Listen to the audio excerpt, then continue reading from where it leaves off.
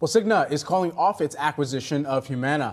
The two health insurance companies couldn't agree on a price. That's according to several reports. Cigna now planning to spend about $10 billion in a stock buyback. For more on this, we've got Yahoo Finance reporter Anjali Khemlani here with us in studio. Hey, Anjali. Hey, we got heartbreak for this deal. Oh, no. Well, maybe not so much. We definitely saw the street respond negatively to those reports last week that there could be talks. And while neither company did confirm or deny those talks, we do now know that they are, as we mentioned, falling apart.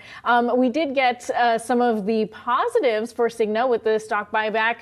JPM analyst Lisa Gill saying a note, with the deal in the rear view, we are positive on the near-term outlook for Cigna following strong Q3 results and believe a solid fundamental setup heading into 2024. And that seems to be sort of the riding sentiment for all the analysts who cover this. Humana definitely was looking and has been looking for several years, for a buyer. Over time, we saw deals fall through.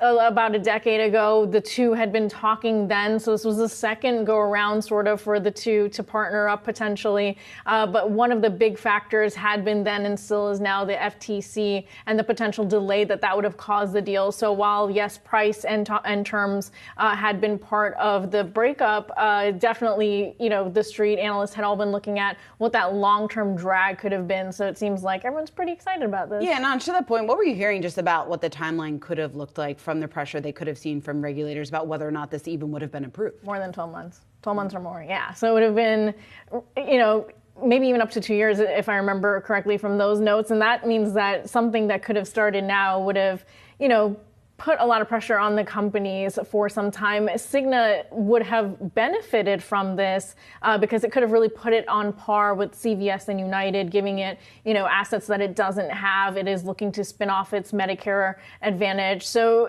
there were pieces that worked. It did look good on paper, but ultimately looks like not a deal that's going to go through. Not for now, at least. All right, Anjali Khemlani, thanks so much for breaking that down for us.